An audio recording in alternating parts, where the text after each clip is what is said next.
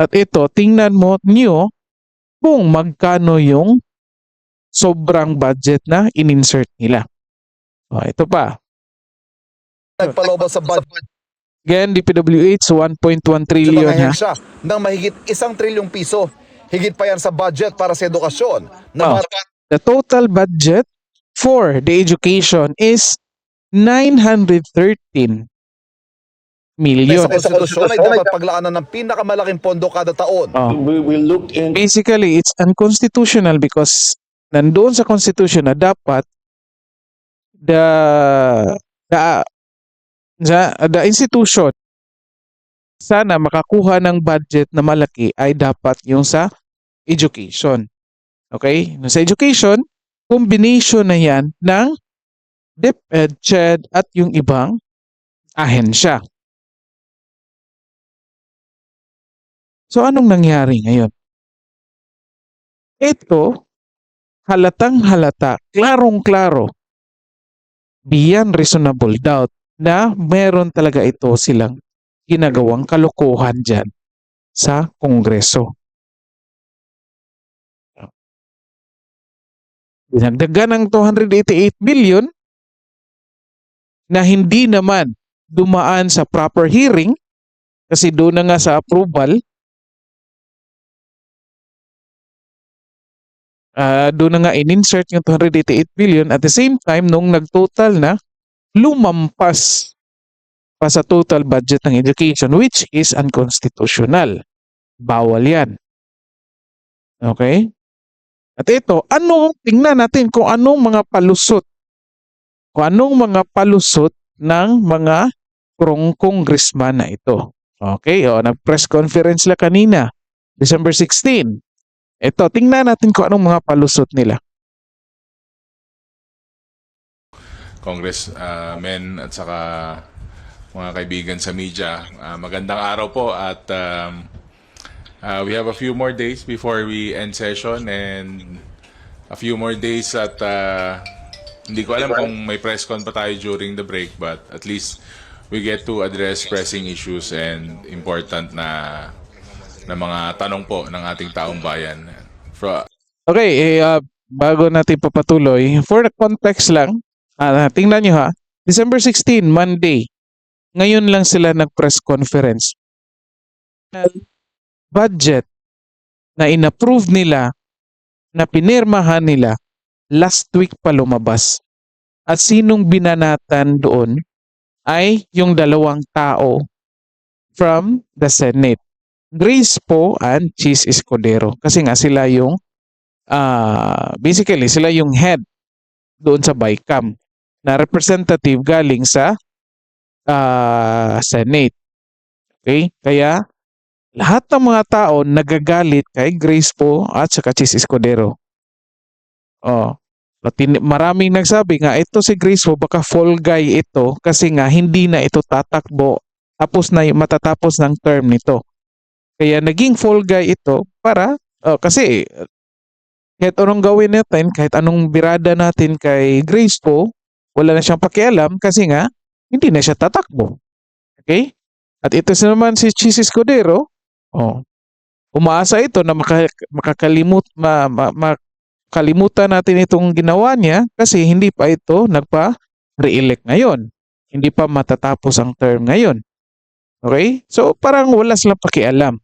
So dito natin makikita na iba talaga ang purpose nila or goal nila kung bakit sila nandyan.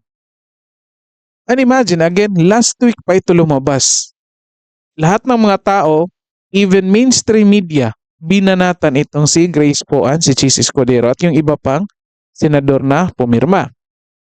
At ngayon lang nag-press conference ang Congress. At tingnan natin kung ano kaya ang napag-usapan sa kanilang meeting kung paano nila ito lusutan itong mga reklamo ng mga tao.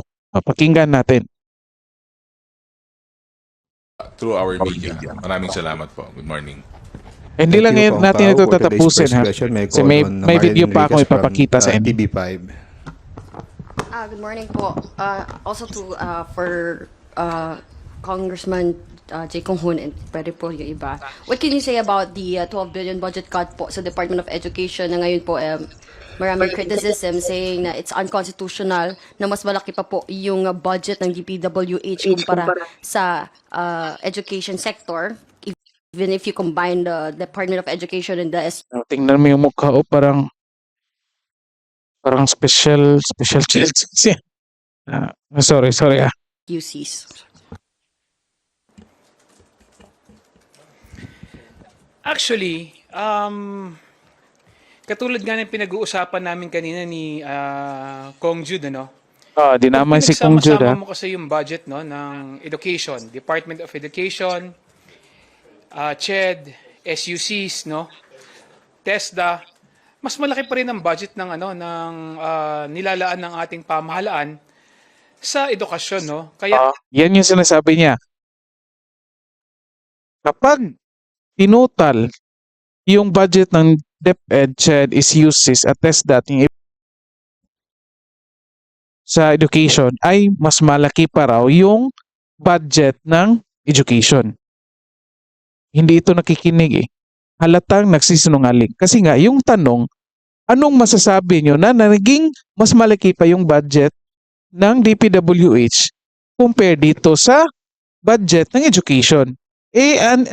Unconstitutional yon.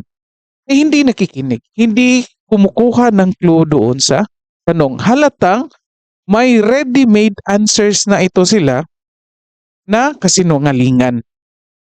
At ito, present natin sa video bago ito na video. Ito, pinapakita dito. Galing sa GMA Integrate. Budget na nakuha ng education ay total lang ng 913 million. Okay? Million ba to? Million. A billion pala, sorry.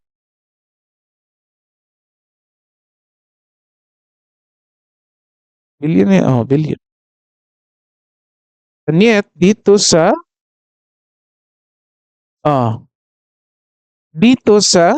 DPWH ay 1.1 trillion. Sinong nanloloko ngayon? Itong GMA News or itong mga congressman na nagpa-interview, na nag-press conference? Sinasabi niya, pag itotal mo lahat ng budget ng education ng DepEd, CHED, SUCs, TESDA ay mas malaki pa rin daw. Yan yung sinasabi niya. In the first place, unang tanong pa lang, sabit na. Unang tanong, unang sagot, sabit na. Halatang merong ready-made na answers, halatang nagsisinungaling. Tingnan nyo. Tandaan nyo ito. Anong distrito ba ito? Zambales. Sino mga taga Zambales dito?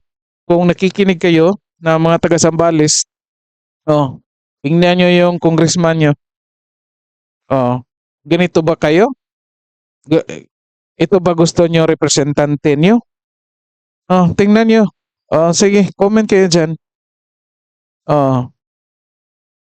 Unang sagot pa lang, halatang nagsisinungaling na. Elect nyo pa ito. Elect nyo pa. Mag-election next year. Magbibigay ito ng mga ayuda dyan. Kasi ang laking budget ng AKAP eh. Magbibigay ito ng ayuda dyan sa inyo. Mabubulahin kayo para iboboto nyo siya ngayong May 2025 election. At ito pa rin yung gagawin yan. Magsisinungaling pa rin ito kapag nanalo ulit. Malalaglag ito sa next question eh. Tingnan mo na natin. Kaya kailangan tignan natin ito in totality, no, kung ano yung binibigyan, no, ng pondo ng ating gobyerno, at dito Tinignan na nga namin na in totality na binibigyan talaga natin ng importansya ang edukasyon.